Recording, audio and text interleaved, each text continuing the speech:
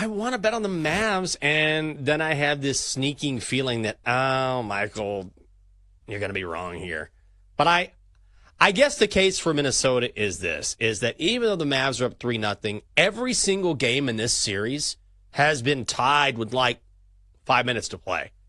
Or actually, I take that back. I think the Timberwolves have had a small lead with 5 minutes or less to play in each and every single game of this series, and yet the Mavericks have been the more clutch team, so they're the ones that have been able to play that lockdown defense to get better clutch shots, clutch shot making from their superstars, and so they're the club that seems to have really relished having that pressure and that spotlight on them.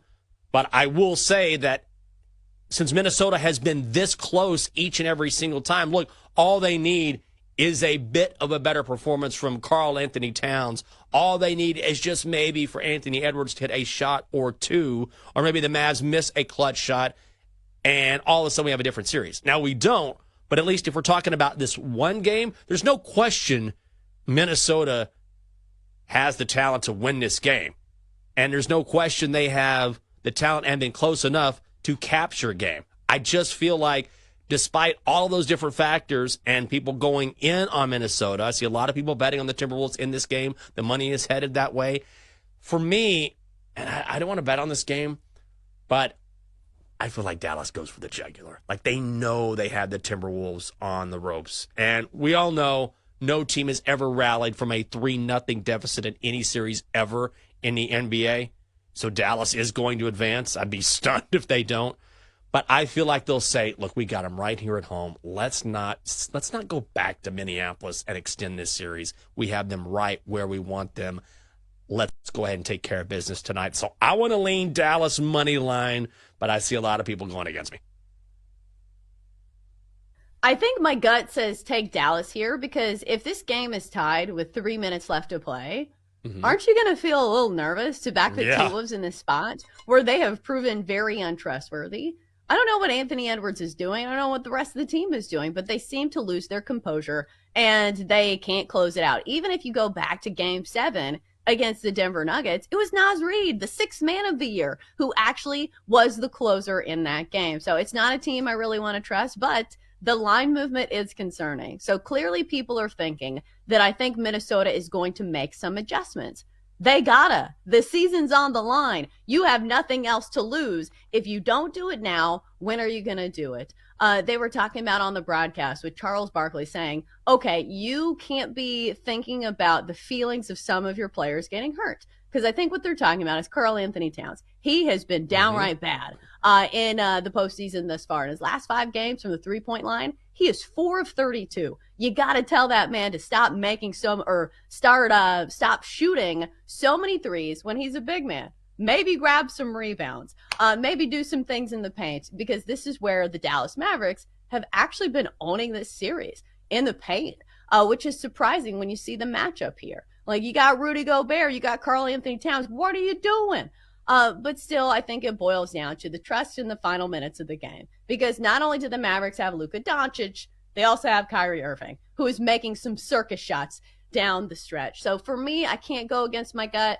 I'll go with the Mavericks, even though I do acknowledge that there is a sabotage factor here of desperation from the Minnesota Timberwolves. All right, next up, let's go to the total. 210.5. Elimination game unders. Usually a very solid play. We saw it last night in the Celtics and the Pacers game. Two teams that have really dynamic offenses, but when everything is on the line, the defense usually clamps up. I was on the Minnesota, bandwagon. I thought if they got past Denver, they were going to win the whole thing.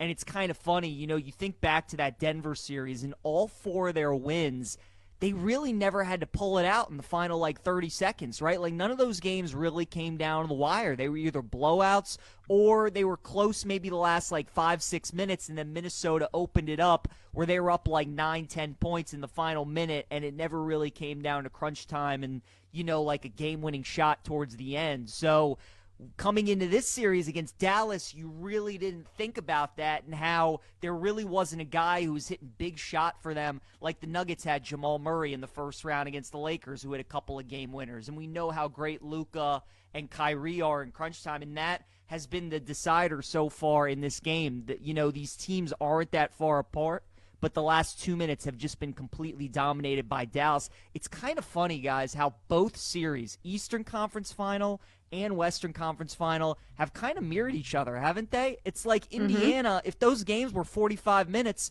Indiana would be up 3-1 in the series, but they just can't close for the final 3 minutes. Boston takes over. I mean, similar thing could be said about Minnesota-Dallas. Like, if these games were only 44, 45 minutes instead of 48, maybe Minnesota's up 2-1, maybe even 3-0 in this series. So, you know, I'm not betting Game 4. I think that maybe you just wait and bet Dallas live, right? If Minnesota's up, maybe like 8, 9 points, maybe you just bet Dallas, thinking that they're going to make a comeback and, you know, probably find a way to win this thing at the end. But with Boston sweeping Indiana and certainly Dallas being the more injured team, just because even though Luka's looked a lot better in this series than he probably did in the Oklahoma City series, certainly you want Luka to get that rest. I mean, the finals don't start until June 6th. So if they're able to wrap this thing up tonight and he's able to get 8, 9 days rest, that would be absolutely huge. So, you know, it's going to be interesting. Minnesota on the other side, right? I mean, they're saying to themselves, like, if we win Game 4 tonight, then 2 of the possible 3 games remaining will be in Minnesota. So if we can just get this game, hypothetically get that Game 5 and Game 7 at home, you know, let's force a Game 6, make it interesting, and go back on the road against Dallas. But if I had to make a play, I would think that Dallas finishes them off tonight, just because the game's probably going to be close, like the previous 3 have been so far this series, and I think Dallas is going to find a way to win it.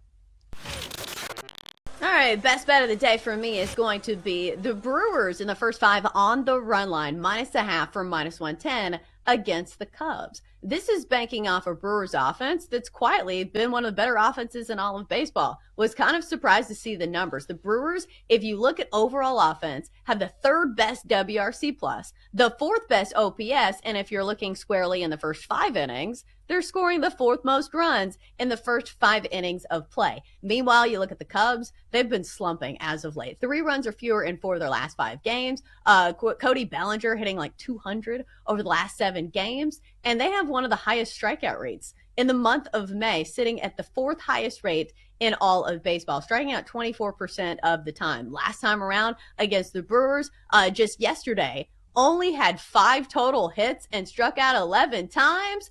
Give me the Brewers behind Freddie Peralta, who is the more veteran pitcher here against Ben Brown. So let's go Brewers in the first 5 on the run line for -110.